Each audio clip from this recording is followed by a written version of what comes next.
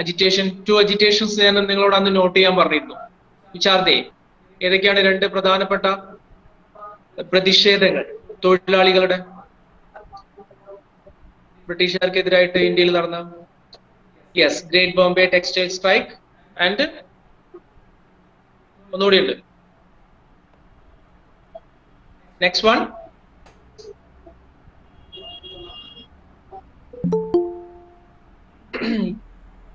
Yes, Calcutta jute mill strike. Okay, രണ്ടെണ്ണാണ് main ആയിട്ടുള്ളത്. ഇനി നമ്മൾ പറയാൻ പോകുന്നത് നെക്സ്റ്റ് സെക്ഷൻ എന്ന് പറഞ്ഞിട്ടുണ്ടെങ്കിൽ first war of Indian independence, അത് ഇന്ത്യയുടെ 1ാം സ്വാതന്ത്ര്യ സമരം. നമ്മൾ ഇതുവരെ ഡിസ്കസ് ചെയ്തത് ഐസൊലേറ്റഡ് ആയിട്ടുള്ള സം അജിറ്റേഷൻസ് അഗെയിൻസ്റ്റ് ബ്രിട്ടീഷേഴ്സ്. അതായത് മീൻസ് ഒരു ഏതെങ്കിലും ഒരു ഭാഗത്ത് മാത്രം ഒതുങ്ങി നിൽക്കുന്ന, അല്ലെങ്കിൽ ഏതെങ്കിലും ഒരു ഗ്രൂപ്പ് അല്ലെങ്കിൽ ഏതെങ്കിലും ഒരു വിഭാഗം അവരിൽ മാത്രം അവരുടേതായിട്ടുള്ള ബ്രിട്ടീഷേഴ്സിന് അഗെയിൻസ്റ്റ് ആയിട്ടുള്ള ചില അജിറ്റേഷൻസിനെ കുറിച്ചിട്ട് മാത്രം പറഞ്ഞത്. നമ്മളിപ്പോ ഇവിടെ ഓൾറെഡി ഡിസ്കസ് ചെയ്ത് ഫാമേഴ്സിനെ കുറിച്ച് പറഞ്ഞു, അതായത് കർഷകരെ കുറിച്ച് പറഞ്ഞു, അവരുടെ ലീഡർഷിപ്പിൽ നടത്തിയിട്ടുള്ള ഒരുപാട് അജിറ്റേഷൻസ് അല്ലെ, പ്രക്ഷോഭങ്ങളെ കുറിച്ച് നമ്മൾ പറഞ്ഞു. അതുപോലെ തന്നെ അതിലാണ് ഏറ്റവും പ്രധാനപ്പെട്ടത് ഇൻഡിഗോ ഫാമേഴ്സിന്റെ റിവോൾട്ട് പറഞ്ഞു, അതുപോലെ തന്നെ മലബാർ റെബല്യൻ പറഞ്ഞു അല്ലെ. പിന്നെ നമ്മൾ പറഞ്ഞു അതർ ഗ്രൂപ്പ് ലൈക്ക് ട്രൈബൽസ്, ഗോത്രവർഗ വിഭാഗങ്ങൾ അല്ലെ. അതിൽ നമ്മളെ ആരൊക്കെ കുറിച്ചാണ് പറഞ്ഞിരുന്നത്? സാന്താൾസ്, അതുപോലെ പിന്നെ ആരാ പറഞ്ഞിരുന്നത്?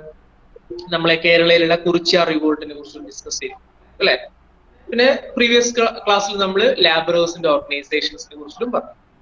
പിന്നെ അതുപോലെ സം റൂളേഴ്സ് അല്ലെ, ചില റൂളേഴ്സിന്റെ അജിറ്റേഷൻസ് നമ്മൾ പറഞ്ഞിരുന്നത് പഴശ്ശിരാജയുടെ കാര്യങ്ങളൊക്കെ പറഞ്ഞിട്ടുണ്ടായിരുന്നു. ഓക്കെ, അപ്പൊ ഇങ്ങനെയുള്ള ഐസൊലേറ്റഡ് ആയിട്ടുള്ള അജിറ്റേഷൻസ് അല്ലെങ്കിൽ റിവോൾട്ടും മാത്രമായിരുന്നു ഒരു പീരീഡിൽ ബ്രിട്ടീഷേഴ്സിന് അഗെയിൻസ്റ്റ് ആയിട്ട് നടന്നത്. ഇത് ഐസൊലേറ്റഡ് ആയിട്ടുള്ളത്, അതായത് എന്താ പറയാ, ഒരു ആളുടെ നേതൃത്വത്തിൽ മാത്രം അങ്ങനെയുള്ളതൊക്കെ ആയതുകൊണ്ട് Britishers can easy suppressed these revolt അല്ലെ. ഈ റിവോൾട്ട് ഒക്കെ ബ്രിട്ടീഷേഴ്സ് എന്ത് ചെയ്യും, വളരെ ഈസിലി ആയിട്ട് എന്ത് ചെയ്തു, സപ്രസ് ചെയ്തു അല്ലെ.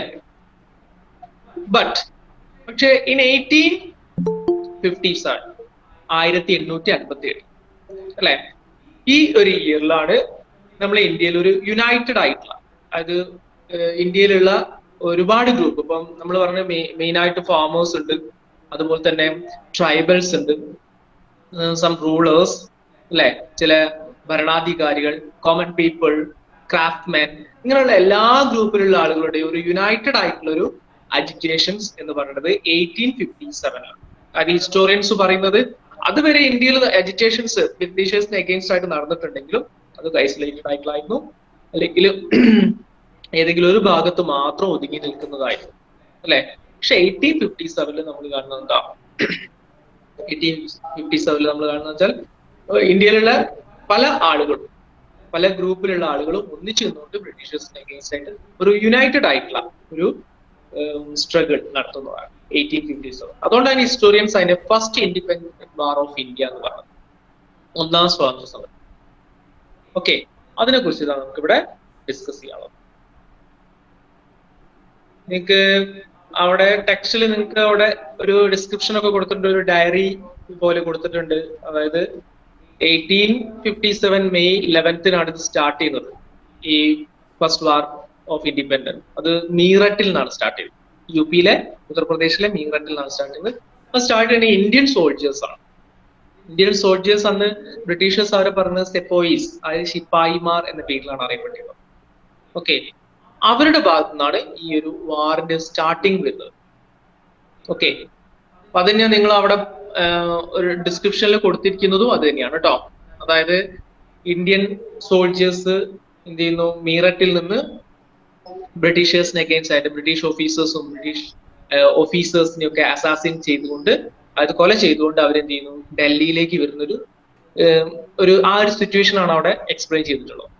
ഓക്കെ, അപ്പൊ അവരുടെ കൂടെ കോമൺ പീപ്പിളും പിന്നെ പാർട്ടിസിപ്പേറ്റ് ചെയ്യുന്നു. അത് പിന്നീട് മീറത്തിൽ നിന്ന് സ്റ്റാർട്ട് ചെയ്തു, പിന്നെ ഡൽഹിയിലേക്ക് വരുന്നു. ഡൽഹിയിൽ നിന്ന് അത് പിന്നീട് ഇന്ത്യന്റെ അതർ പാർട്ടിലേക്കും അത് സ്പ്രെഡ് ചെയ്യും. ഇന്ത്യന്റെ പല ഭാഗങ്ങളിലേക്കായിട്ട് സ്പ്രെഡ് ചെയ്യുന്നു. അതങ്ങനെ എന്തായി മാറുന്നു, ഫസ്റ്റ് വാർ ഓഫ് ഇൻഡിപെൻഡന്റ് ആയി മാറും. അപ്പൊ നമുക്ക് തോന്നാം 1857 ഇത് എങ്ങനെയാ സോൾജേഴ്സ് എങ്ങനെയാ സോൾജേഴ്സിന്റെ ഭാഗത്ത് നിന്ന് എങ്ങനെയാണ് ഇത് ബ്രേക്ക് ഔട്ട് ചെയ്തത്, അല്ലെങ്കിൽ soldiers fight against Britishers.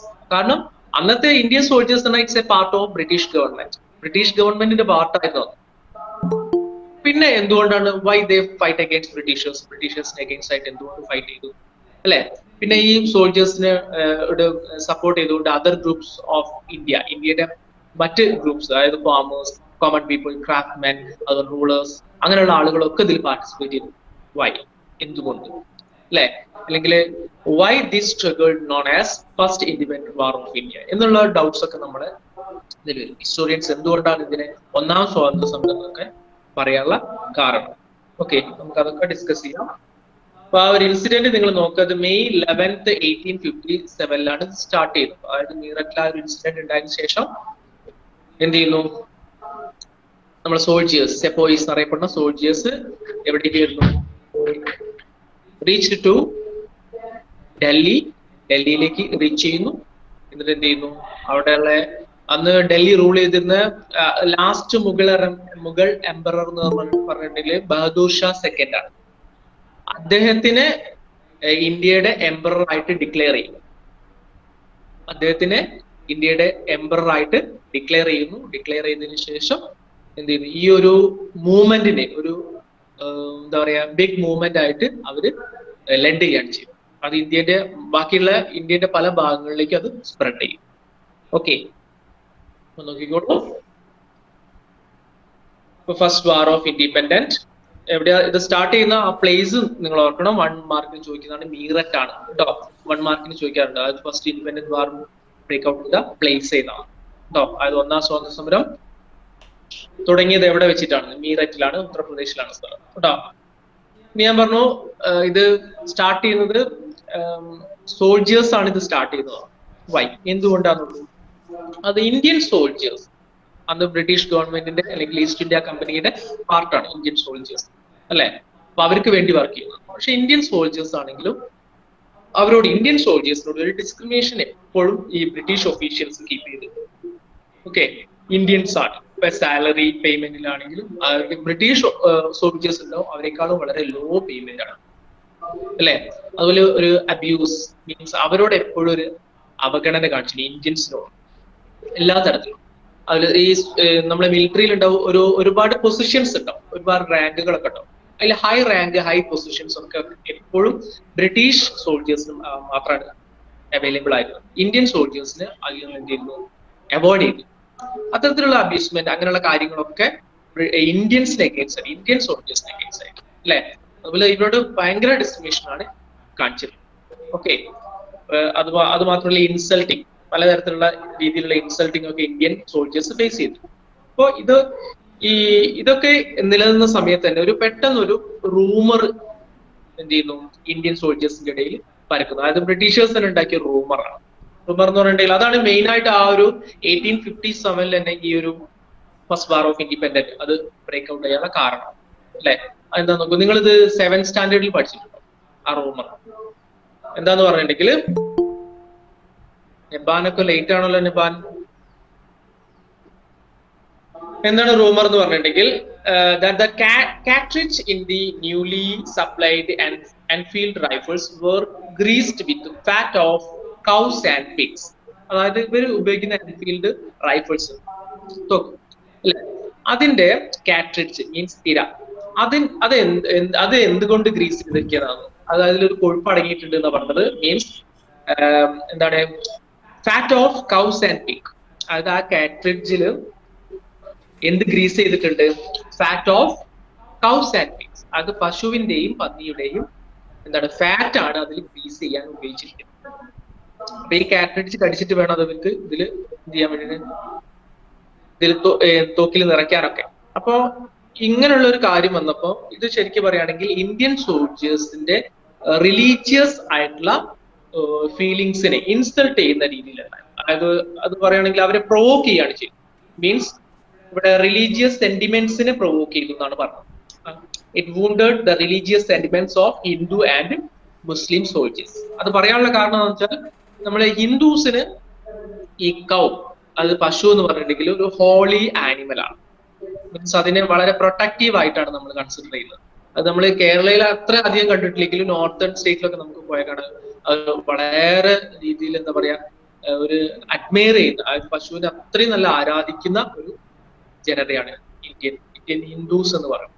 North ഇന്ത്യയിലാണ് കൂടുതലായിട്ട് നമുക്ക് കാണുന്നത്. അതുപോലെ പിഗ്സ് എന്ന് പറഞ്ഞിട്ടുണ്ടെങ്കിൽ പന്നി എന്ന് പറഞ്ഞിട്ടുണ്ടെങ്കിൽ അതെന്താ പറഞ്ഞാല് ഈ മുസ്ലിംസിന് ഹറാമാണ്. ഓക്കെ, ഹറാം എന്ന് പറഞ്ഞാൽ അത് യൂസ് ചെയ്യാൻ പാടില്ല, തൊടാൻ പാടില്ല എന്നുള്ളതാണ് ഹറാമായിട്ട് പറഞ്ഞത്.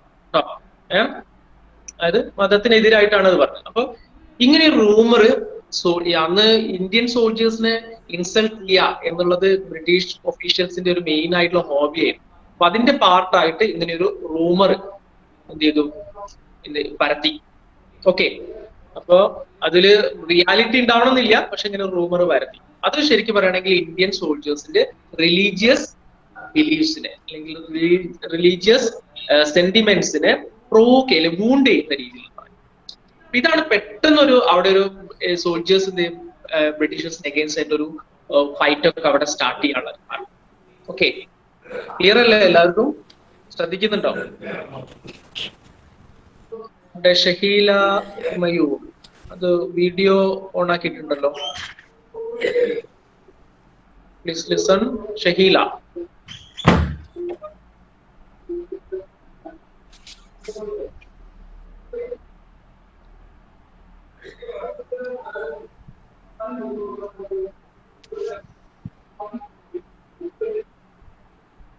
Listen.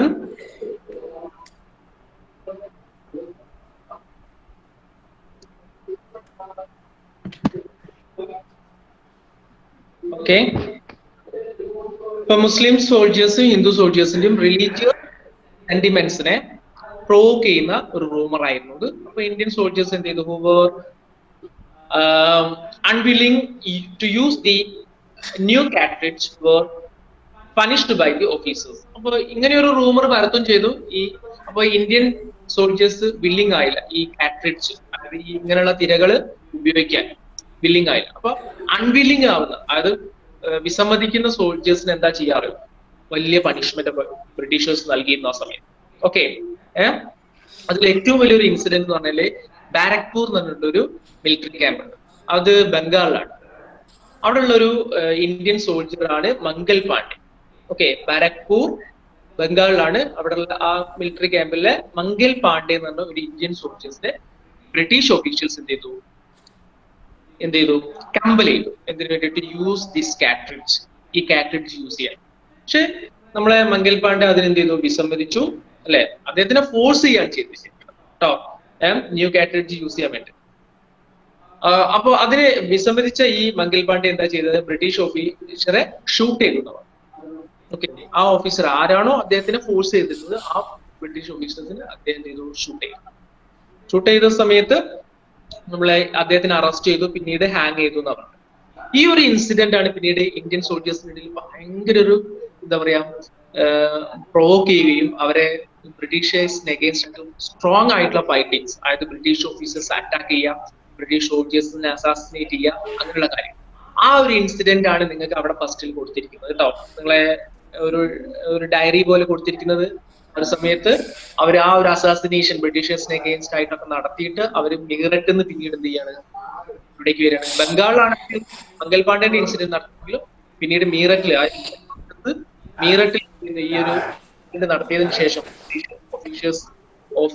ഓഫീസേഴ്സിന് അഗേൻസ്റ്റ് ആയിട്ട് ഓഫീസേഴ്സ് ഒക്കെ നശിപ്പിച്ചുകൊണ്ട് അവരെ ആളുകളെ കൊന്നുകൊണ്ടൊക്കെ അവരെന്ത് ചെയ്യുന്നു? They reach to Delhi. Yamuna river ഒക്കെ ക്രോസ് ചെയ്ത് വന്നു എന്നുള്ള ഒരു ഇൻസിഡന്റ് ആണ് പറയുന്നത്. ഓക്കെ, ഇനി നോക്കൂ. അപ്പൊ ഇന്ത്യൻ സോൾജേഴ്സ് പിന്നീട് നമ്മളെ ഡൽഹിയിൽ വരികയും ഡൽഹിയിൽ വന്നതിന് ശേഷം അന്ന് ഞാൻ പറഞ്ഞിട്ടുണ്ട് last ruler of Mughal empire എന്ന് പറഞ്ഞിട്ട് ബഹാദൂർ ഷാ സെക്കൻഡ് ആണ്. അദ്ദേഹത്തിന് ബ്രിട്ടീഷേഴ്സ് വന്നപ്പോ പവർ ഒക്കെ നഷ്ടപ്പെട്ടിട്ടുണ്ട്. പക്ഷെ അദ്ദേഹത്തിന് എന്ത് ചെയ്തു? Soldiers declared the empire of India. ഇന്ത്യയുടെ എംപറർ ആക്കി ഡിക്ലെയർ ചെയ്യുക, ചക്രവർത്തിയായിട്ട് അവര് പ്രഖ്യാപിക്കുകയാണ് ചെയ്തത്. അത് ആസ് എ ലീഡർ, ഒരു ലീഡർ എന്നുള്ളത്. കാരണം ഈ സോൾജേഴ്സ് ലെഡ് ചെയ്യുന്ന ഈ ഒരു സ്ട്രഗിൾ അല്ലെങ്കിൽ ഈ ഒരു മൂവ്മെന്റിനെ ലെഡ് ചെയ്യാൻ ഒരു ലീഡറിനെ വേണ്ടിയിട്ട് അദ്ദേഹം ഇന്ത്യൻ സോൾജേഴ്സ് എന്ത് ചെയ്തു? അല്ലെങ്കിൽ സോൾജേഴ്സ് ആ ഒരു മൂവ്മെന്റ് ലെഡ് ചെയ്യുന്ന ആളുകൾ എന്ത് ചെയ്തു ഇതിനെ അഗെയിൻസ്റ്റ് ആയിട്ട്, അതായത്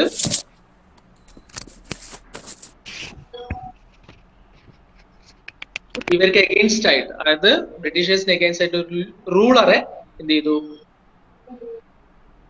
ഉപയോഗിക്കുകയാണ്, അതായത് റൂളർ ആയിട്ട് ഡിക്ലെയർ ചെയ്യാണ് ആര് ചെയ്ത് ബഹദൂർ ഷാ സെക്കൻഡ്.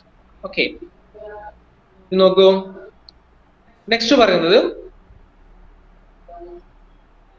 ഇതിന്റെ ഒരു പാർട്ടിസിപ്പേഷൻ ആണ്. ഞാൻ പറഞ്ഞു സോൾജേഴ്സ് ആണ് ഇത് സ്റ്റാർട്ട് ചെയ്തെങ്കിലും നമ്മളെ ഇന്ത്യയിലുള്ള ഫാമേഴ്സ് അതുപോലെ തന്നെ ക്രാഫ്റ്റ്മാൻ അങ്ങനെയുള്ള ആളുകളൊക്കെ ഈ ഒരു റെബല്യൻ അല്ലെങ്കിൽ ഈ സ്ട്രഗിൾസിൽ പാർട്ടിസിപ്പേറ്റ് ചെയ്തിട്ടുണ്ട്. കാരണം എന്താ, ഏറ്റവും കൂടുതൽ എക്സ്പ്ലോയിറ്റേഷൻ, ബ്രിട്ടീഷ് പോളിസീസിലെ എക്സ്പ്ലോയിറ്റേഷൻ, അവരുടെ ചൂഷണങ്ങൾക്ക് വിധേയരായിട്ടുള്ള ഗ്രൂപ്പ് എന്ന് പറഞ്ഞാൽ മെജോറിറ്റി പീപ്പിൾ എന്ന് പറഞ്ഞാൽ ഇന്ത്യൻ ഫാമേഴ്സ് ആണ് അല്ലെ. അവർ ടാക്സ് ബേർഡൻ ഒക്കെ നമ്മൾ പറഞ്ഞതാണ്, different types of tax policy imposed by Britishers. അതിൽ ഏറ്റവും കൂടുതൽ ആ ഒരു എക്സ്പ്ലോയിറ്റേഷൻ ഫേസ് ചെയ്തത് ഫാമേഴ്സ് ആണ്, കർഷകരാണ്, ഈ ബ്രിട്ടീഷുകാരുടെ നികുതി നയത്തിന്റെ ഭാഗമാണ്. അപ്പൊ കർഷകർ എന്ത് ചെയ്തു, ഈ ഒരു ബ്രിട്ടീഷ് റൂളിങ്ങിന് ഒരു എൻഡ് വേണം എന്നുള്ള ആവശ്യമുണ്ട്, അതായത് അത് അവസാനിക്കണം.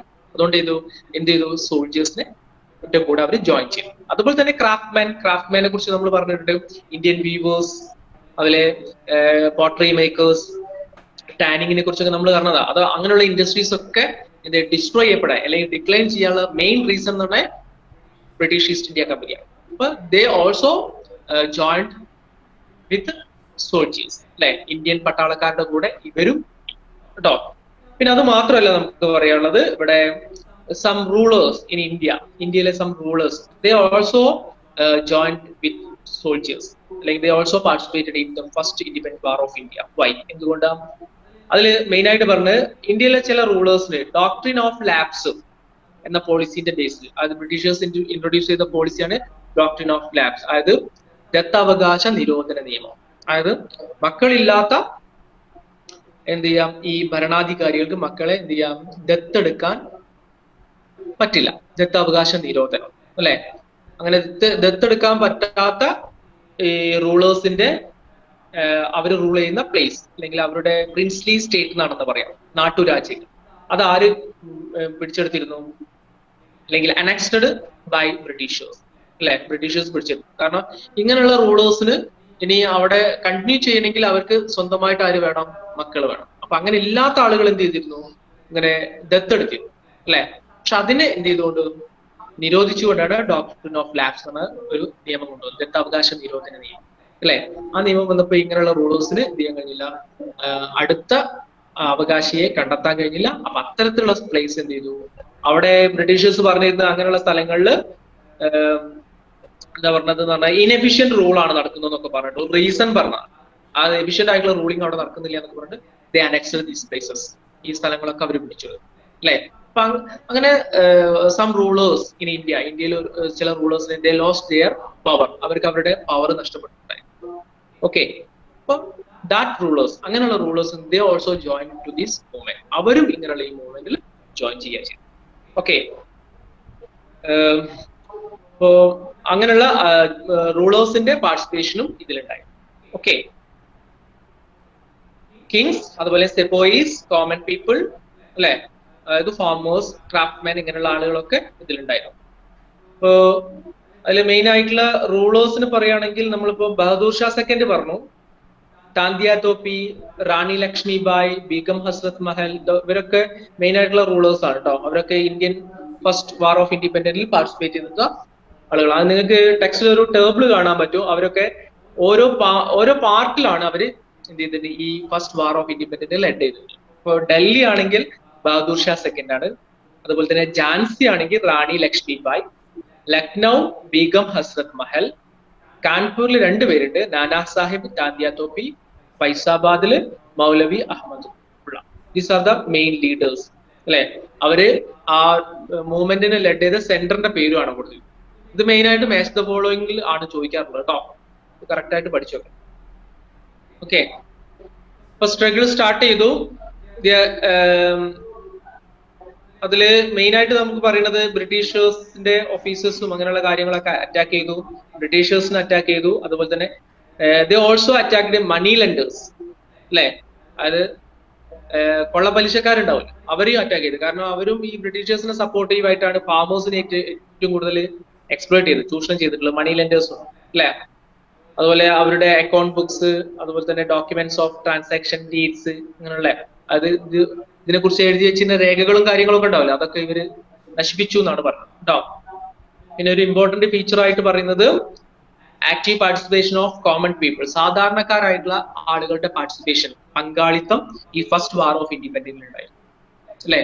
അതിനൊരു ഇവിടെ ഒരു എക്സാമ്പിൾ ആയിട്ട് പറഞ്ഞ അവധ് എന്ന് പറഞ്ഞൊരു സ്ഥലത്ത് കേട്ടോ, അവധ് എന്ന് പറഞ്ഞൊരു സ്ഥലത്ത് അവിടെ out of 1.5 lakhs of people who were killed in riots at Awadh, a princely state. ഇതൊരു princely state ആണ് അവധ്.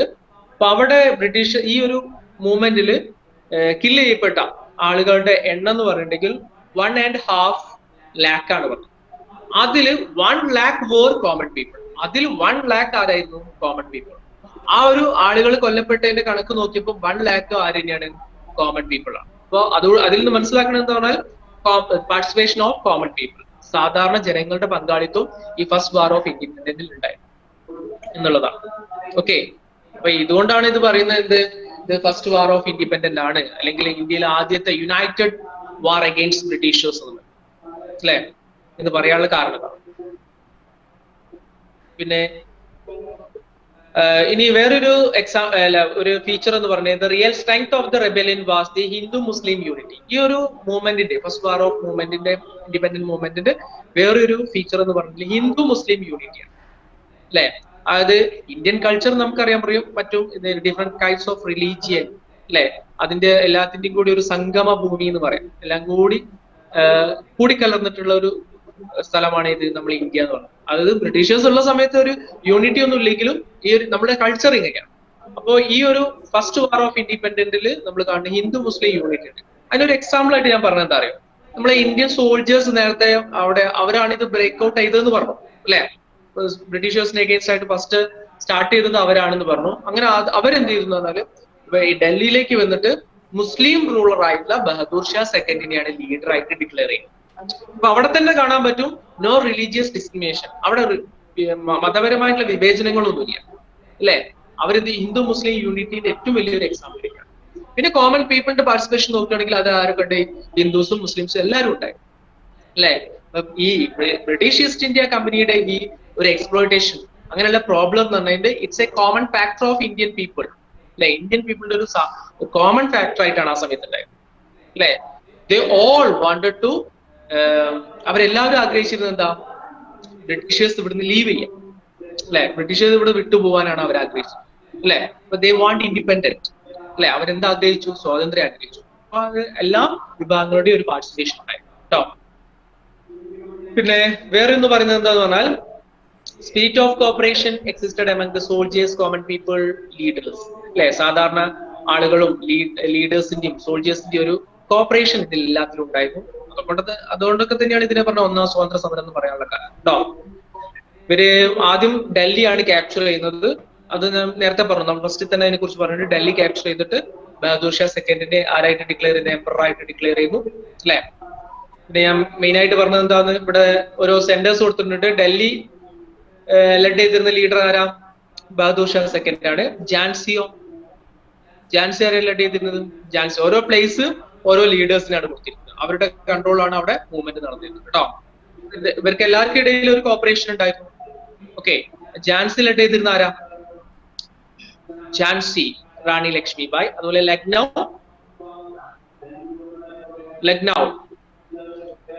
ബീഗം ഹസ്രത് മഹൽ. കാൺപൂരിൽ 2 പേരുണ്ട്, നാനാ സാഹേബ് ആൻഡ് താന്തിയ തോപ്പി. പിന്നെ ഫൈസാബാദ് മൗലവി അഹമ്മദുള്ള അല്ലെ, ഇവരൊക്കെയാണ് അവിടെ ലെഡ് ചെയ്തത്.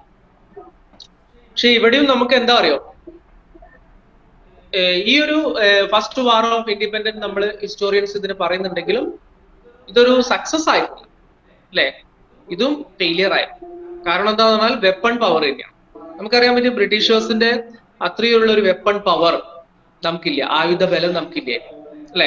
അതുകൊണ്ട് തന്നെ ബ്രിട്ടീഷേഴ്സ് എന്ത് ചെയ്തു? ഇതിനെ ഈസി ആയിട്ട് സപ്രസ് ചെയ്തിട്ടുണ്ട് കേട്ടോ. The rioters could not overcome the superior military power of British and the rebellion was completely suppressed.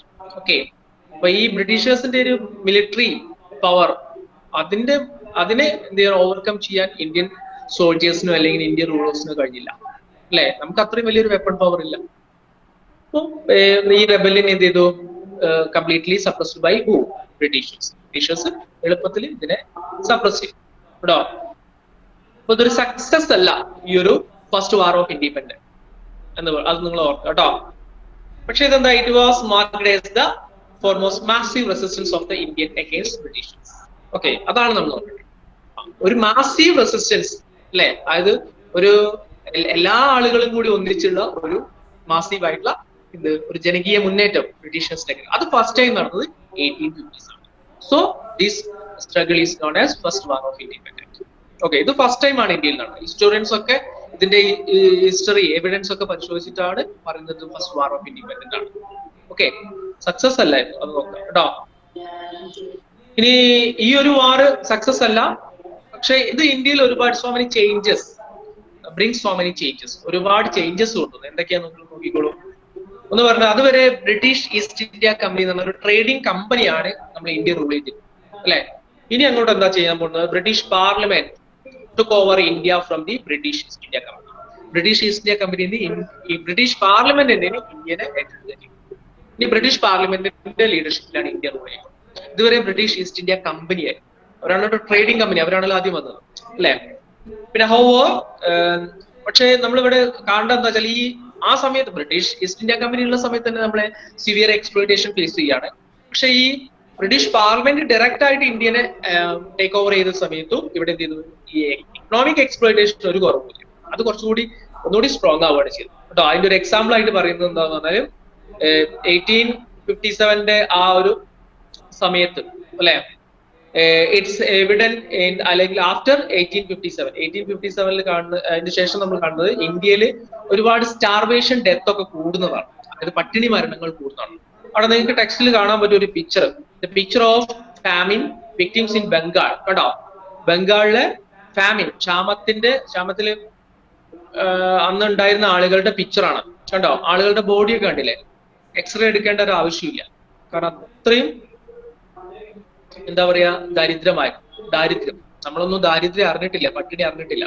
പക്ഷെ ഇതാ ഇത്രയും ഒരു നേരത്തെ ഭക്ഷണം പോലും കിട്ടാത്ത ആളുകളുടെ അവസ്ഥയാണ്, ചെറിയ കുട്ടികളും ആളുകളും ഒക്കെ. അപ്പൊ നമുക്ക് ആ ഒരു നമ്മൾ ആ ഒരു പിക്ചറിലൂടെ മനസ്സിലാക്കേണ്ട അതിന്റെ ഒരു എന്താ പറയാ ഡെപ്ത് എത്രത്തോളം ഉണ്ടായിരുന്നു. അതായത് അത്രയും എന്താ പറയാ ആഴത്തിലുള്ള ഒരു ദാരിദ്ര്യമാണ് അവര് അനുഭവിച്ചിരുന്നത് ആ ഒരു സമയം കേട്ടോ. ഏകദേശം ഇന്ത്യയില് ആഫ്റ്റർ ഇൻഡിപെൻഡന്റ് വാർ ശേഷം ഇന്ത്യയിൽ ഏകദേശം പറഞ്ഞ 24 ഗ്രേറ്റ് സ്റ്റാർവേഷൻ അല്ലെങ്കിൽ ഫാമിൻസ് ഉണ്ടായി, 24 ക്ഷാമങ്ങൾ ഉണ്ടായിട്ടുണ്ട്, അല്ലെ? എത്രയോ ആളുകൾ ഇതിൽ കൊല്ലപ്പെടുകയും ചെയ്തു കേട്ടോ.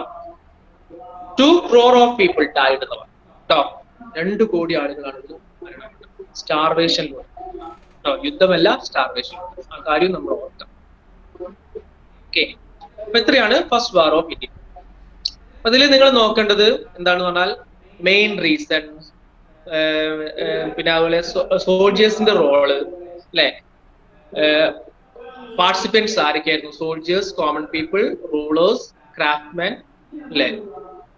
ഫാമേഴ്സ്, അങ്ങനെയുള്ള ആളുകൾക്ക് ഇതിൽ പാർട്ടിസിപ്പേറ്റ് ചെയ്തിട്ടുണ്ട്.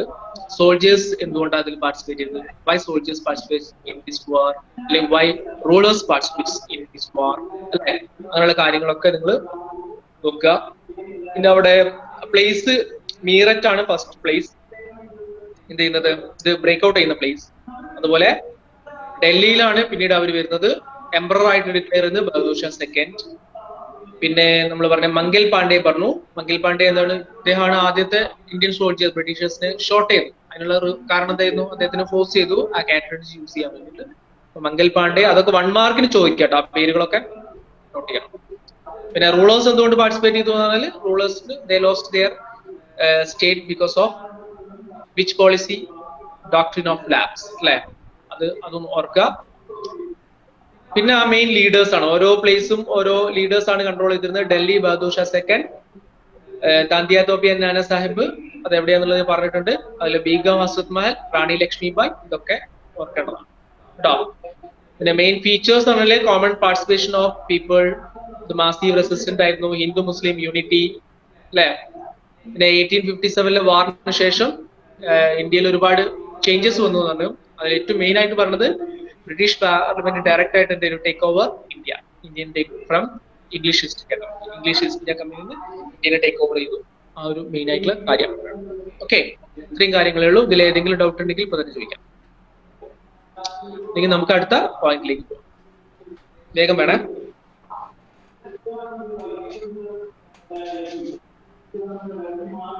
Malayalam medium, English medium?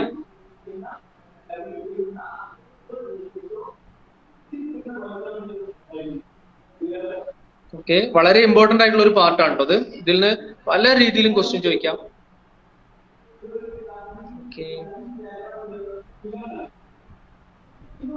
ഇനി റിയലൈസിങ് ദി എക്സ്പ്ലോയിറ്റേഷൻ എന്നുള്ള ആ പാർട്ട് നോക്കാം. നമ്മള് ചൂഷണം തിരിച്ചറിയും ആ ഭാഗം.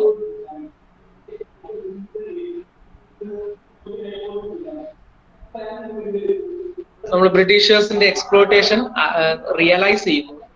ആ റിയലൈസേഷനിലൂടെ ഇന്ത്യയിൽ നാഷണലിസം, ദേശീയത സ്ട്രോങ് ആവുന്നൊക്കെയാണ് നമുക്ക് ഇതിൽ പറയാം.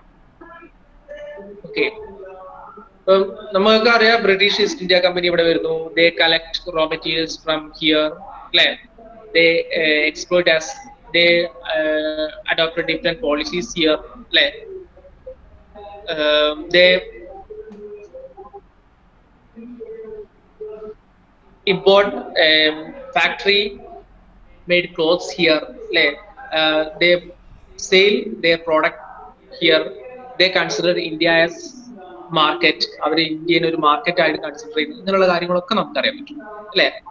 പക്ഷെ നമ്മളൊരു 1855ഓടൊക്കെ കൂടിയിട്ടാണ് ശരിക്കും നമ്മൾ റിയലൈസ് ചെയ്ത് നമ്മൾ ഫേസ് ചെയ്യുന്ന ഫാമിൻ. നമ്മൾ പറഞ്ഞപ്പോ ഏകദേശം 24 ഫാമിൻസ് ഒക്കെ നമ്മൾ ഫേസ് ചെയ്തു, അല്ലെ? ഫാമിൻസ്, അതുപോലെ എക്സ്പ്ലോയിറ്റേഷൻ, പോവേർട്ടി, ഇങ്ങനെയുള്ള പ്രോബ്ലംസിന്റെ ഒക്കെ മെയിൻ റീസൺസ് എന്താണ്, അല്ലെ?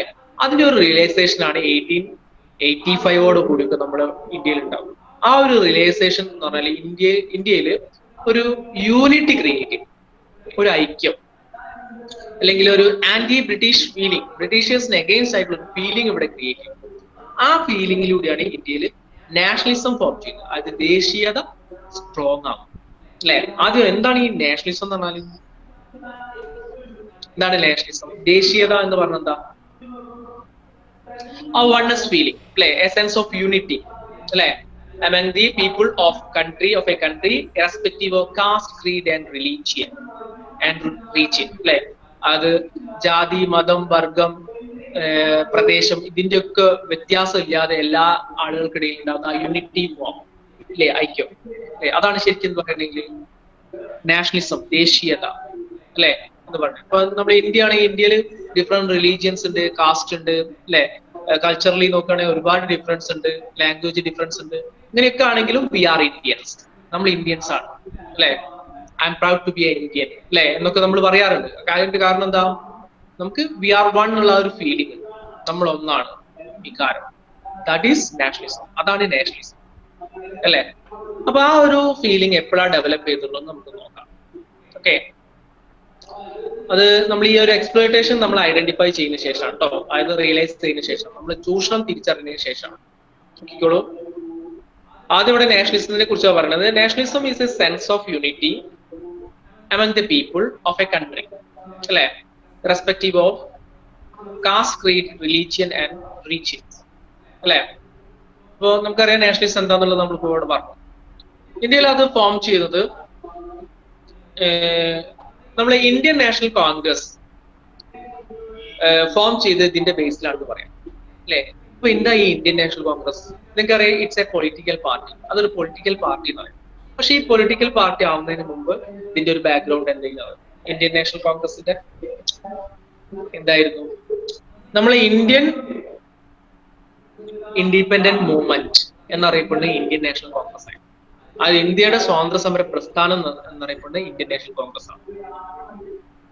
ഓക്കെ, ഇത് ഫോം ചെയ്തത് 1885, അല്ലെ? A.O. ഹ്യൂം എന്നുള്ള ഒരു ഐറിഷ് ആയിട്ടുള്ള ഒരു ആളാണ് ഇത് ഫോം ചെയ്തിട്ടുള്ളത്. അതായത് ഇന്ത്യയില് ഒരു ഫോറിനേഴ്സിന്റെ ലീഡർഷിപ്പോട് കൂടിയിട്ടാണ് അന്ന് ഇന്ത്യയിൽ ഇങ്ങനെ ഒരു ഓർഗനൈസേഷൻ ഫോം ചെയ്തത്. അതായത് എന്താ അതിന്റെ പേര്? ഇന്ത്യൻ നാഷണൽ കോൺഗ്രസ് അല്ലെ എന്ന പ്രസ്ഥാനം രൂപീകൃതമാവുന്നത് 1885 ഓക്കെ. ഈ ഒരു ഓർഗനൈസേഷന്റെ ഫോർമേഷൻ തന്നെ എന്തിന്റെ ബേസിലാണ്? നമ്മളിപ്പോ പറഞ്ഞിട്ടുള്ള നാഷണലിസം, ദേശീയതയുടെ അടിസ്ഥാനത്തിലാണ് അല്ലെ. നമ്മൾ പല കാര്യങ്ങളും തിരിച്ചറിയുന്നു. ഇങ്ങനെ ഒറ്റപ്പെട്ട് കഴിഞ്ഞിട്ടുണ്ടെങ്കിൽ ബ്രിട്ടീഷേഴ്സിന് നമ്മളെ എളുപ്പത്തിൽ എന്ത് ചെയ്യാൻ, ഡിഫീറ്റ് ചെയ്യാൻ കഴിയും അല്ലെ. അപ്പൊ യൂണിറ്റി അതിന് ഇമ്പോർട്ടന്റ് ഉണ്ടെന്നൊക്കെ നമ്മൾ ഐഡന്റിഫൈ ചെയ്യും അല്ലെങ്കിൽ റിയലൈസ് ചെയ്യും. ആ ഒരു റിയലൈസേഷന്റെ ഭാഗമായിട്ടാണ് ദിസ് ടൈപ്പ് ഓഫ് ഫോർമേഷൻ അല്ലെ, ഇങ്ങനെയുള്ള മൂവ്മെന്റ്സിന്റെ ഫോർമേഷൻ ഒക്കെ വരും അല്ലെ. ഇന്ത്യയിൽ ആദ്യമായിട്ടാണ് ഇങ്ങനെ ഇന്ത്യക്ക് മൊത്തമായിട്ട് ഇങ്ങനെ ഒരു മൂവ്മെന്റ്, ഒരു പ്രസ്ഥാനം രൂപീകൃതമാകുന്നത്. ഇന്ത്യൻ നാഷണൽ കോൺഗ്രസ് 1885 അത് ഫോം ചെയ്യുന്നത്. എ.ഒ. ഹ്യൂം എന്ന് പറഞ്ഞിട്ടുള്ള ആളാണ് ഇത് ഫോം ചെയ്യുന്നത്. ഇന്ത്യൻ ലീഡേഴ്സും അതിലൊക്കെ ഉണ്ട് കേട്ടോ. Indian National Congress was formed in December 1885. ആ ഇയർ നോട്ട് ചെയ്യുക. എവിടെയാണ് ഇത് ഫോം ചെയ്തത് നോക്കുക, ബോംബെ, അതായത് പ്രസന്റ് ഡേ മുംബൈ ആണ് ഇത് ഫോം ചെയ്തത്. അത് നോട്ട് ചെയ്യണേ, അത് 1 മാർക്കും ചോദിക്കാറുണ്ട്. ആ ഇയറും ഓക്കെ, ഇയറും അതുപോലെ തന്നെ പ്ലേസും നോട്ട് ചെയ്യണം. അപ്പൊ ഇതിന്റെ സ്റ്റാർട്ടിംഗ് ടൈമിൽ ഇതിൽ ഏകദേശം 72 റെപ്രസെന്റേറ്റീവ്സ് ആണ് ഇതിലുണ്ടായിരുന്നത് കേട്ടോ. അതും ഡിഫറെന്റ് പാർട്സ് ഓഫ് ഇന്ത്യ, ഇന്ത്യന്റെ പല ഭാഗങ്ങൾ. ഞാൻ പറഞ്ഞില്ല, ഇപ്പൊ നാഷണലിസം എന്നുള്ള ഒരു ഫീലിംഗ് നമ്മൾക്കിടയിൽ ഉണ്ടായി. യൂണിറ്റിന്റെ ഇമ്പോർട്ടൻസ് നമ്മൾ മനസ്സിലാക്കും അല്ലെ. ടു ഫൈറ്റ് അഗെയിൻസ്റ്റ് ബ്രിട്ടീഷേഴ്സിന് അഗെയിൻസ്റ്റ് ആയിട്ട് ഫൈറ്റ് ചെയ്യണമെങ്കിൽ നമ്മൾ എങ്ങനെ യുണൈറ്റഡ് ആയിട്ട് നിൽക്കണം, ആ ഒരു റിയലൈസേഷൻ നമുക്ക് ഉണ്ടാവും അല്ലെ. അതിന്റെ ഒരു എക്സാമ്പിൾ ആണ് എന്ത്, formation of Indian National Congress. Indian National Congress form ചെയ്ത് ഐഡന്റിഫൈ. ഓക്കെ, അപ്പൊ അങ്ങനെ നമ്മള് അന്ന് ഏകദേശം 72 റെപ്രസെന്റേറ്റീവ്സ് ആണ് ഉണ്ടായിരുന്നത്. Means different parts of India, ഇന്ത്യന്റെ പല ഭാഗങ്ങളിൽ നിന്നാണ് ആളുകൾ. അതിന്റെ അർത്ഥം തന്നെ എന്താ, നമ്മള് എന്ത് ചെയ്യുന്നു, യുണൈറ്റഡ് ആയിട്ട് നിൽക്കാൻ ഡിസൈഡ് ചെയ്തു എന്നുള്ളതിന്റെ ഒരു എക്സാമ്പിൾ ആണ്. Okay, the Indian National Congress lead the anti-British struggle from 1885 till India attained independence in 1947. പിന്നീട് നമ്മൾ കാണുന്നത് 1885 ഫോം ചെയ്ത ഇന്ത്യൻ നാഷണൽ കോൺഗ്രസ് എന്ന ഈ മൂവ്മെന്റ്, ഈ ഒരു പ്രസ്ഥാനം പിന്നീട് എന്ത് ചെയ്യുന്നു, 1947 നമ്മൾ ഇൻഡിപെൻഡന്റ് ആവും അല്ലെ. അതുവരെ ഇന്ത്യയുടെ ഇൻഡിപെൻഡന്റ് വാർ അതിനെ ലെഡ് ചെയ്തത് ഈ ഒരു മൂവ്മെന്റ്, ഇന്ത്യൻ നാഷണൽ കോൺഗ്രസ്.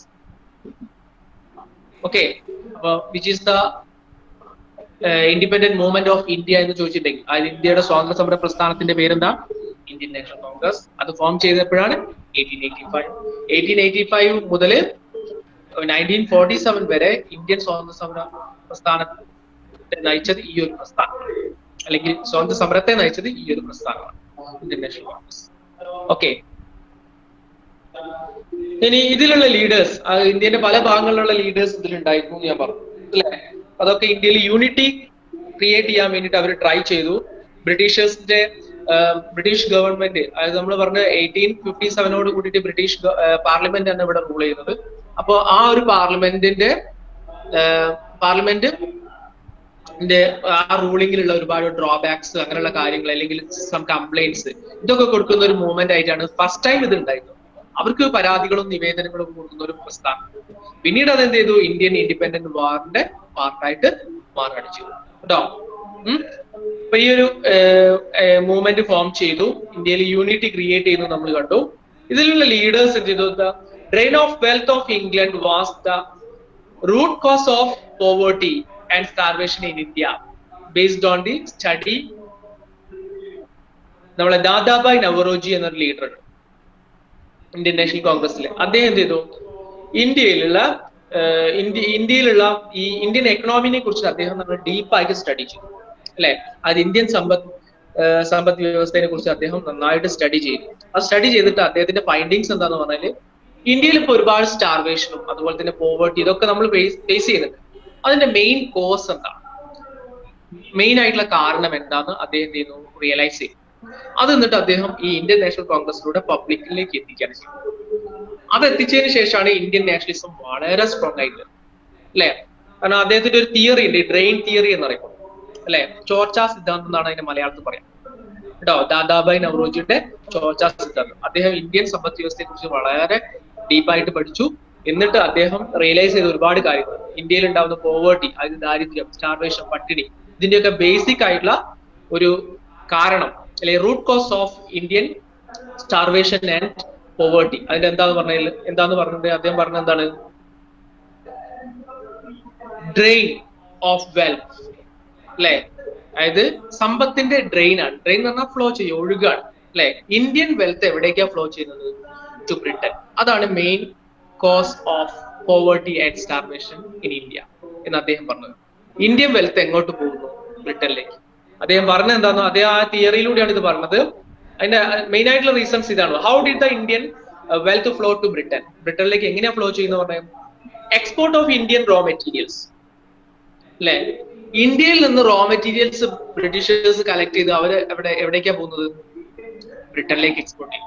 അപ്പൊ ആ റോ മെറ്റീരിയൽ ശരിക്കും ഇന്ത്യൻ ഇൻഡസ്ട്രീസിനൊക്കെ യൂസ് ചെയ്യേണ്ടതാണ്. പക്ഷെ അത് ഇവര് ചീപ്പ് റേറ്റിന് കളക്ട് ചെയ്തത് ബ്രിട്ടനിലേക്ക് കൊണ്ടുപോകും. First one. സെക്കൻഡ് വൺ പറഞ്ഞത് salary and pension to the British officers in India. ഇന്ത്യയിൽ ബ്രിട്ടീഷ് ഓഫീസേഴ്സ് എന്ത് കൊടുക്കുന്നുണ്ട്? സാലറി കൊടുക്കുന്നത്, പെൻഷൻ കൊടുക്കുന്നു. അത് ആരുടെ പണം ഉപയോഗിച്ചിട്ടാണ് കൊടുക്കുന്നത്? ഇന്ത്യൻസിനെ. ഇന്ത്യയിൽ നിന്ന് കളക്ട് ചെയ്യുന്ന ടാക്സ് അല്ലെ, അങ്ങനെയുള്ള പണത്തിലൂടെയാണ് ബ്രിട്ടീഷ് ഓഫീസേഴ്സിന് സാലറിയും പെൻഷൻസും ഒക്കെ കൊടുക്കുന്നത്. കാരണം ഒരുപാട് ബ്രിട്ടീഷ് ഓഫീസേഴ്സ് അന്ന് ഇന്ത്യയിൽ വർക്ക് ചെയ്യുന്നുണ്ട്. അവർക്കുള്ള സാലറിയും പെൻഷനും കൊടുക്കുന്നത് അതിലൂടെയാണ്. പിന്നെ പറയുന്നത് profit gained through the sales of British product in India, tax from India. അതുപോലെ profit gained through the sales of British product അല്ലെ, അതായത് ബ്രിട്ടീഷ് പ്രോഡക്റ്റ് ഇവിടെ സെയിൽ ചെയ്യുന്നുണ്ട് ബ്രിട്ടീഷ്, അതിലൂടെ അവർക്ക് കിട്ടുന്ന പ്രോഫിറ്റ് അതും ബ്രിട്ടീഷേഴ്സ് ആണ് കളക്ട് ചെയ്യുന്നത്. കാരണം അവർ ഇവരുടെ പ്രോഡക്റ്റ് ഇവിടെ സെയിൽ ചെയ്ത് കഴിഞ്ഞിട്ടുണ്ടെങ്കിൽ അതിൽ നിന്ന് കിട്ടുന്ന പ്രോഫിറ്റ് ഒക്കെ എവിടേക്കാ പോകുന്നത്? ബ്രിട്ടനിലേക്കാ പോകുന്നത് അല്ലെ. അതുപോലെ ഇന്ത്യൻസിൽ നിന്ന് കളക്ട് ചെയ്യുന്ന ടാക്സ് അല്ലെ, ഇതും ബ്രിട്ടനിലേക്കല്ലേ പോകുന്നത്. ദിസ് ഫ്ലോ ഓഫ് വെൽത്ത്, ഈ ഒരു വെൽത്തിന്റെ ഫ്ലോ, ഈ ഒരു സമ്പത്തിന്റെ ഒഴുക്ക്, അതാണ് root cause of Indian poverty and starvation. അത് ഇന്ത്യൻ പട്ടിണിയുടെയും ദാരിദ്ര്യത്തിന്റെയും അതുപോലെ പട്ടിണി മരണങ്ങളുടെയും ഒക്കെ അല്ലെങ്കിൽ പട്ടിണിയുടെയും ഒക്കെ മെയിൻ റീസൺ എന്ന് പറഞ്ഞാൽ ഈ ഒരു ഫ്ലോ ഓഫ് വെൽത്ത് ആണ് അല്ലെ. സമ്പത്ത് എങ്ങോട്ട് ഒഴുകുന്നു? ബ്രിട്ടനിലേക്ക്. ഇത് ശരിക്കും പറഞ്ഞാൽ കോമൺ പീപ്പിളിന് ഇങ്ങനെയുള്ള കാര്യങ്ങളൊന്നും അറിയില്ല അല്ലെ. ഇപ്പൊ ദാദാഭായ് നവറോജി തന്റെ ഈ ഒരു ഇന്ത്യൻ എക്കണോമിയെ കുറിച്ച് ഡീപ്പായിട്ട് സ്റ്റഡി ചെയ്തു. അദ്ദേഹത്തിന്റെ ഒരു തിയറി ഉണ്ട്, ട്രെയിൻ തിയറി. ആ തിയറിയിലൂടെ ഈ കാര്യങ്ങളൊക്കെ അദ്ദേഹം പറഞ്ഞു. അത് പബ്ലിക്കിലേക്ക് എത്തിക്കാൻ അദ്ദേഹം ട്രൈ ചെയ്തു. ഇത് പബ്ലിക്കിലേക്ക് എത്തിക്കുമ്പോഴാണ് പബ്ലിക്കിന് ഒരു റിയലൈസേഷൻ വരുന്നത്. ഓക്കെ, അപ്പൊ നമ്മളുടെ ഈ ഒരു പോവേർട്ടി, സ്റ്റാർവേഷൻ്റെ ഒക്കെ മെയിൻ റീസൺ എന്ന് പറഞ്ഞാൽ ബ്രിട്ടീഷ് റൂളിംഗ് ആണെന്നൊരു റിയലൈസേഷൻ കോമൺ പീപ്പിൾ വിചാരിച്ചു.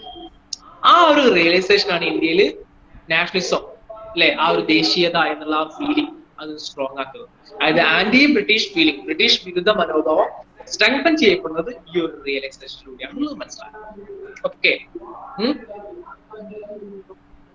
അതുപോലെ ദാദാഭായ് നവറോജി, രമേശ് ചന്ദ്ര ദത്ത്, ഗോപാലകൃഷ്ണ ഗോഖലെ, അവർക്കും മെയിൻ ആയിട്ടുള്ള റോൾ ഉണ്ട് കേട്ടോ. ഈ നമ്മളെ ഇന്ത്യയിലെ കോമൺ പീപ്പിളിനെ ഈ ഒരു എക്കണോമിക് പോളിസി ഓഫ് ബ്രിട്ടീഷ് അല്ലെ, ബ്രിട്ടീഷേഴ്സിന്റെ ഈ എക്കണോമിക് പോളിസി അതിനെ കുറിച്ചിട്ട് മനസ്സിലാക്കി കൊടുക്കാൻ അല്ലെ, ബ്രിട്ടീഷ് ഇങ്ങനെ എക്സ്പ്ലോയിറ്റേഷൻ നടത്തുന്നു, അതിലൂടെയാണ് നമ്മൾ സ്റ്റാർവേഷൻ, പട്ടിണി ഇങ്ങനെയുള്ള കാര്യങ്ങളൊക്കെ ഉണ്ടാവുന്നതിനെ കുറിച്ച് മനസ്സിലാക്കി കൊടുക്കുന്നതിൽ മെയിൻ ആയിട്ടുള്ള റോള് ദാദാഭായ് നവറോജിന്റെ കൂടെ ആർക്കും ഉണ്ട്?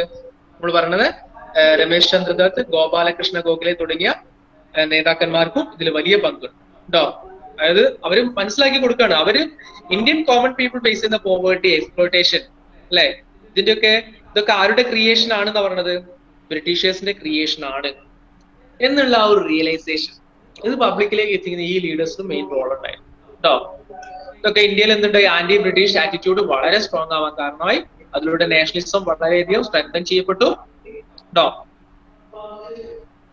ഈ ഇങ്ങനെ എക്കണോമിക് എക്സ്പ്ലോയിറ്റേഷൻ ഓഫ് ബ്രിട്ടീഷേഴ്സിന്റെ എക്കണോമിക് എക്സ്പ്ലോയിറ്റേഷൻ നമ്മൾ മനസ്സിലാക്കുന്നതിലൂടെ ഈ അദ്വൈത് ബാലൻ ആരാണ്? ഇയാൾ ഇടയ്ക്ക് ലെഫ്റ്റ് ചെയ്യുന്നു, ജോയിൻ ചെയ്യുന്നു. What happen? അദ്വൈത്.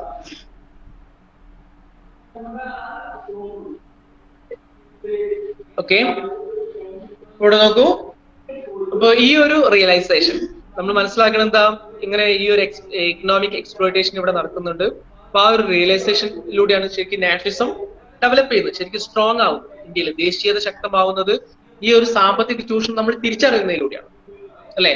അപ്പൊ ഹിസ്റ്റോറിയൻസ് ഈ ഒരു ദേശീയതയെ ഒരു പേരിട്ട് വിളിക്കുന്നത് എന്താ അറിയോ? എക്കണോമിക് നാഷണലിസം, സാമ്പത്തിക ദേശീയത എന്നാണ് കേട്ടോ. കാരണം ഇവിടെ നമ്മളെ ഇന്ത്യയിൽ ദാദാഭായ് നവറോജി, അതുപോലെ തന്നെ അങ്ങനെയുള്ള രമേശ് ചന്ദ്ര ദത്ത്, പിന്നെ അതുപോലെ തന്നെ ആരാണ് ഗോപാലകൃഷ്ണ ഗോഖലെ, ഇങ്ങനെയുള്ള ലീഡേഴ്സ് എന്ത് ചെയ്യുന്നു, ഈ ഒരു കാര്യം പബ്ലിക്കിലേക്ക് എത്തിക്കുക ചെയ്യും. അപ്പൊ പബ്ലിക്കിന്റെ ഇടയിൽ എന്തുണ്ടാവുന്നു?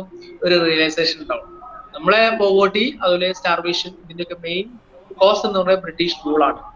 ഇവിടുന്ന് നമ്മളെ വെൽത്ത് ഒക്കെ എവിടേക്ക് ഫ്ലോ ചെയ്യുന്നതാണ്? ബ്രിട്ടനിലേക്ക് ഫ്ലോ ചെയ്യുന്നത്. ആ ഒരു റിയലൈസേഷനിലൂടെ ആന്റി ബ്രിട്ടീഷ് ഫീലിംഗ്, ബ്രിട്ടീഷ് വിരുദ്ധ മനോഭാവം ശക്തമാവില്ലേ ചെയ്യും. അതിലൂടെ നാഷണലിസം സ്ട്രെങ്തൻ ചെയ്യപ്പെടുകയും ചെയ്യും. ഓക്കെ ഓക്കെ അപ്പൊ ഇങ്ങനെയുള്ള ഈ ഒരു ഇതിലൂടെ ഡെവലപ്പ് ചെയ്ത നാഷണലിസം ആയതുകൊണ്ട് ഹിസ്റ്റോറിയൻസ് ഇതിനെ വിളിക്കുന്ന പേരാണ് എക്കണോമിക് നാഷണലിസം. ആ പേരും അണ്ടർലൈൻ ചെയ്ത് വെക്കണേ. എക്കണോമിക് നാഷണലിസം, സാമ്പത്തിക ദേശീയത. എക്സാമിന് ചോദിക്കുന്നു കേട്ടോ. അപ്പൊ ഇതിൽ നിങ്ങൾ മെയിൻ ആയിട്ട് ഓർക്കേണ്ടത് എന്തൊക്കെയാണ്? ആദ്യം എന്താണ് നാഷണലിസം എന്നുള്ളത് നോക്കുക, ദേശീയത എന്താന്നുള്ളത് നോക്കുക. പിന്നെ അതുപോലെ തന്നെ ഇന്ത്യൻ നാഷണൽ കോൺഗ്രസ് ഫോം ചെയ്തത് ഏത് ഇയറിലാണ്, ഓക്കെ, എവിടെയാണ് എന്നുള്ളത് നോക്കുക. പിന്നെ ദാദാഭായ് നവറോജിയുടെ എക്കണോമിക് സ്റ്റഡി, അദ്ദേഹത്തിന്റെ തിയറിന്റെ പേരെന്താ? ഡ്രെയിൻ തിയറി, അതായത് ചോർച്ചാ സിദ്ധാന്തം എന്നാണ് പറയാ അത്. അതുപോലെ അദ്ദേഹത്തിന്റെ ഫൈൻഡിങ്സ്, അല്ലെ? How did Indian wealth flow to Britain, എങ്ങനെയാണ് ഇന്ത്യൻ സമ്പത്ത് ബ്രിട്ടനിലേക്ക് ഫ്ലോ ചെയ്യുന്നത്, അല്ലെ? അത് അതിന്റെ ഒരു 4 പോയിന്റ് അവിടെ നിങ്ങൾ ടെക്സ്റ്റ് കൊടുത്തിട്ടുണ്ടാവും, അത് പഠിക്കാം. പിന്നെ ദാദാഭായ് നവറോജിനെ പോലെ പിവറ്റൽ റോൾ ആയിട്ട് ഇമ്പോർട്ടന്റ് റോൾ ഉള്ള ആരൊക്കെ? രമേശ് ചന്ദ്ര ദത്ത്, അതുപോലെ ഗോപാലകൃഷ്ണ ഗോഖലെ, അത് അണ്ടർലൈൻ ചെയ്യാം ആ പേരുകള്. പിന്നെ ആ റിയലൈസേഷൻ ഇന്ത്യൻസ് മനസ്സിലാക്കുന്നത്, അല്ലെ? പിന്നെ എക്കണോമിക് നാഷണലിസം, ഹിസ്റ്റോറിയൻസ് വിളിക്കുന്ന പേരാണ് എക്കണോമിക് നാഷണലിസം. ഇതാണ്, ഇത്രയും കാര്യങ്ങൾ ആണ് ഇതിൽ പറയാനുള്ളത്. ക്ലിയർ ആണോ? അല്ലെങ്കിൽ പറയാം മലയാളം മീഡിയം, ഇംഗ്ലീഷ് മീഡിയം, ആർക്കെങ്കിലും ക്ലിയർ അല്ലെങ്കിൽ ഡൗട്ട് ചോദിക്കാം.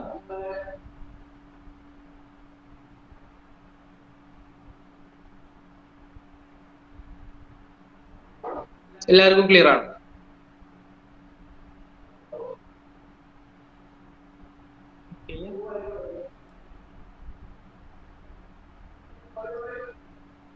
ഇനി ലാസ്റ്റ് പോയിന്റിലേക്കാണ് നമ്മൾ പോകുന്നത് കേട്ടോ. ലാസ്റ്റ് പോയിന്റിലേക്ക് നോക്കാം.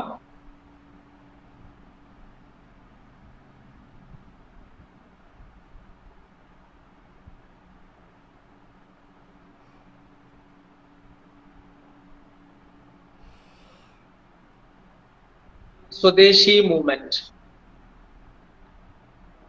സ്വദേശി പ്രസ്ഥാനം, ഇതാണ് നമുക്ക് ഇനി പറയാനുള്ളത്.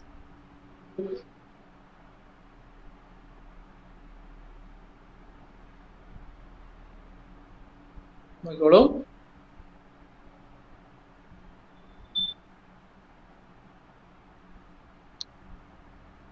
ഇവിടെ നമ്മൾ ഇനി പറയുന്നത് എന്താന്ന് പറഞ്ഞാൽ, നമ്മളിപ്പോ മനസ്സിലാക്കി നമ്മളെ ഇക്കണോമി, സമ്പത്ത് എവിടേക്കാ ഫ്ലോ ചെയ്യുന്നത്? ബ്രിട്ടനിലേക്ക് ഫ്ലോ ചെയ്യും, അല്ലെ?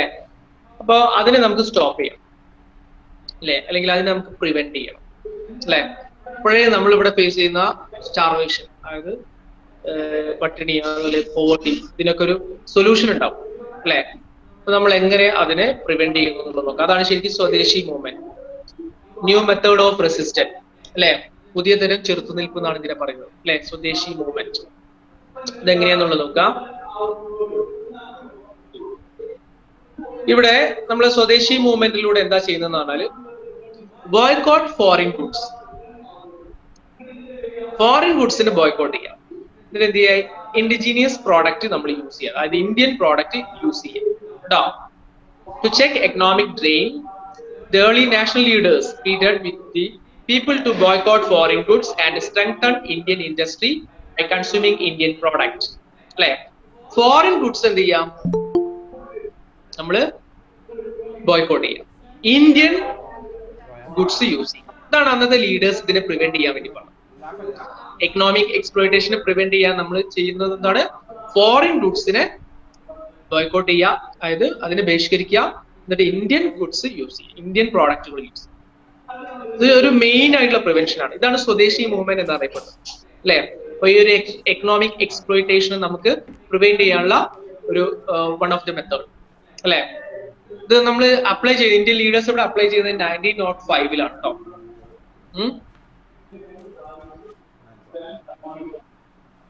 ഓക്കെ, അപ്പം മെയിൻ ആയി ഇവിടെ ഈ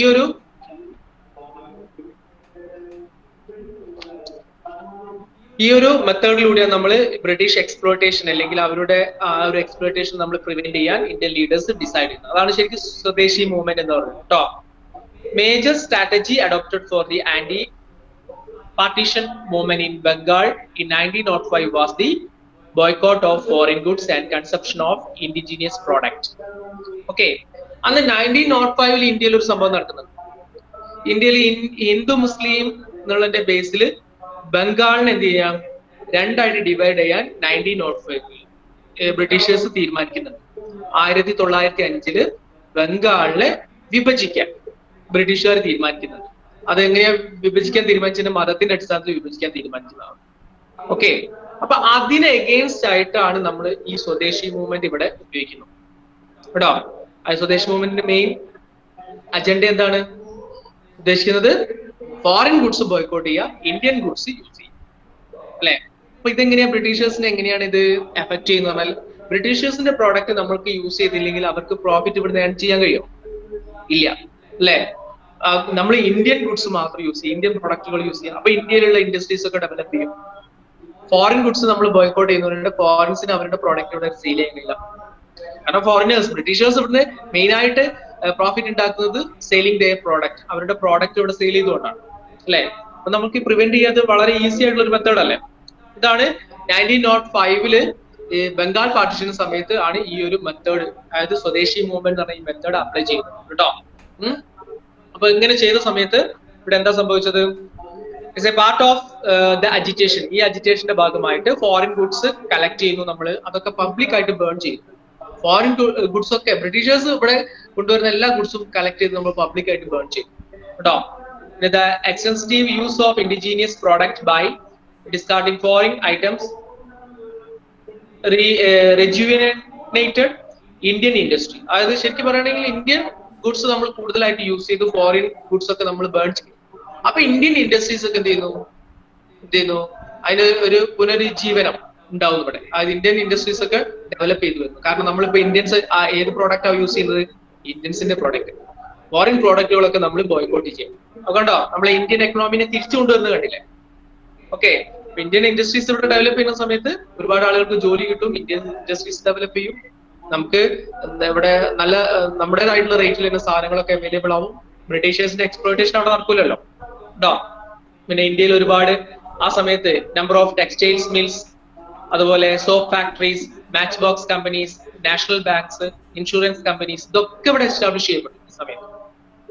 okay, soap factories, textiles mills, match box companies, അതായത് തീപ്പെട്ടി company, national banks, insurance company, ഇതൊക്കെ ഇന്ത്യൻസിന്റേതായിട്ടുള്ള കമ്പനീസ് ഇവിടെ എസ്റ്റാബ്ലിഷ് ചെയ്യപ്പെട്ടു കേട്ടോ. അതുപോലെ തന്നെ Bengal chemical store in Bengal, Tata iron and steel plant in Maharashtra. ആ സമയത്ത് വന്നതാണ് ടാറ്റയൊക്കെ, ഇപ്പോഴും ഉള്ളതല്ല ടാറ്റയൊക്കെ. Bengal chemical store in Bengal, Tata iron and steel plant in Maharashtra, Swadeshi steam navigation company in Tamil Nadu, ഇതൊക്കെ ആ സമയത്ത് ഡെവലപ്പ് ചെയ്ത. അത് ഇന്ത്യൻ പ്രൈവറ്റ് സെക്ടറിലുള്ള ഒരുപാട് ഇൻഡസ്ട്രിയലിസ്റ്റ് ഇവിടെ അന്ന് ഇൻഡസ്ട്രീസ് സ്റ്റാർട്ട് ചെയ്തു. ഇത്തരത്തിലുള്ള ഇൻഡസ്ട്രീസിന്റെ ഡെവലപ്മെന്റും ഇന്ത്യൻ ഗുഡ്സ് കൂടുതൽ യൂസ് ചെയ്യുന്നതൊക്കെ ഇന്ത്യൻ ഇൻഡസ്ട്രീസിനെ എന്ത് ചെയ്ത് ഇന്ത്യൻ എക്കണോമി തിരിച്ചു വരിക ചെയ്യുന്നത്. ബ്രിട്ടീഷേഴ്സിന്റെ എക്സ്പ്ലോയിറ്റേഷന് വലിയൊരു തിരിച്ചടിയാണ് ഇവിടെ സംഭവിക്കുന്നത് സ്വദേശി മൂവ്മെന്റിൽ കേട്ടോ. അപ്പൊ ആ സമയത്ത് നമ്മൾ കാണുന്ന വേറെ പ്രത്യേക import of British goods to India steadily went down during this period. അപ്പൊ അന്ന് ഇന്ത്യയിലേക്ക് ഇറക്കുമതി ചെയ്ത ബ്രിട്ടീഷ് പ്രോഡക്റ്റുകൾ ഉണ്ടല്ലോ, അത് ഇങ്ങനെ എന്ത് ചെയ്യാൻ തുടങ്ങി, കുറയാൻ തുടങ്ങി അല്ലെ. കാരണം ബ്രിട്ടീഷ് പ്രോഡക്റ്റുകൾ ഇവിടെ കൊണ്ടുവന്നിട്ട് എന്തില്ല, സെയിൽ ആവാത്തൊരു സിറ്റുവേഷൻ ഇവിടെ വന്നു കേട്ടോ.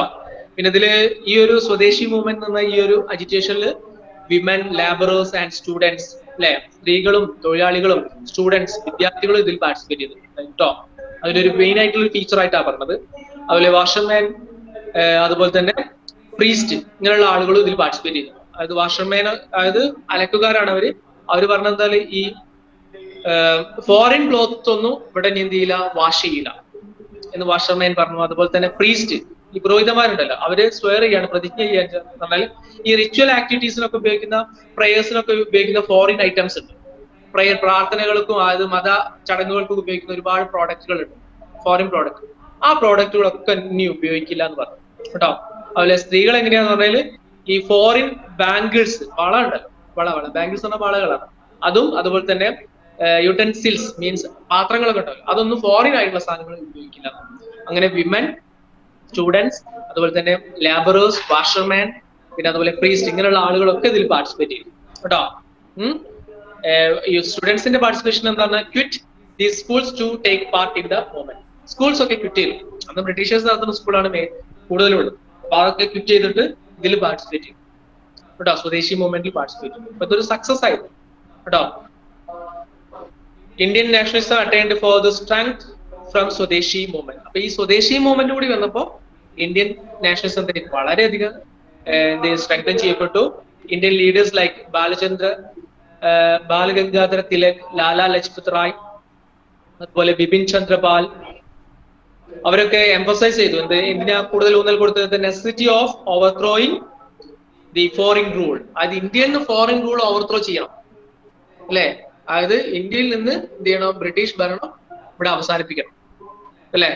അതിന് ഇമ്പോർട്ടന്റ് കൊടുത്ത ലീഡേഴ്സ് ആണ് ഇവരൊക്കെ. ആരൊക്കെയാണ്? ബാലഗംഗാധര തിലക്, ലാലാ ലജ്പത് റായ്, ബിപിൻ ചന്ദ്രപാൽ കേട്ടോ. ഇവര് 3 പേരും അറിയപ്പെടുന്ന ഒരു പേരുണ്ട്, അത് ക്വിസ് കോമ്പറ്റീഷൻ ഒക്കെ ചോദിക്കാറുണ്ട് ആ പേര്. അതായത് ലാൽ ബാൽപാൽ എന്നറിയപ്പെടുന്ന ആരാണ് കേട്ടോ? ലാൽ ബാൽപാൽ, ബാലഗംഗാധര തിലക്, ലാലാ ലജ്പത് റായ്, ബിപിൻ ചന്ദ്രപാൽ, ഇവരാണ് ലാൽ ബാൽപാൽ കേട്ടോ. പിന്നെ അതുപോലെ നമ്മളൊരു ബാലഗംഗാധര തിലകിന്റെ ഒരു സ്റ്റേറ്റ്മെന്റ് ഉണ്ട് അവിടെ, freedom is my birth right, I shall have it അല്ലെ. സ്വാതന്ത്ര്യം എന്റെ ജന്മാവകാശമാണ്, അത് ഞാൻ നേടിയെടുക്കുക തന്നെ ചെയ്യും എന്ന് പറഞ്ഞതാരാണ്? ബാലഗംഗാധര തിലക്. ഇതൊക്കെ ക്വിസ് കോമ്പറ്റീഷൻ ചോദിക്കുന്നതാണ്. ഇത് മലയാളം മീഡിയം ടെക്സ്റ്റിൽ ഉണ്ടോ എന്ന് സംശയമാണ് കേട്ടോ. Freedom is my birth right, I shall have it, അതുണ്ടോ മലയാളം മീഡിയം ടെക്സ്റ്റ് ബുക്കിൽ? നിങ്ങൾ ശ്രദ്ധിച്ചിട്ടുണ്ടോ? മലയാളം മീഡിയം സ്റ്റുഡൻസ് ഇല്ലേ, എല്ലാരും പോയോ?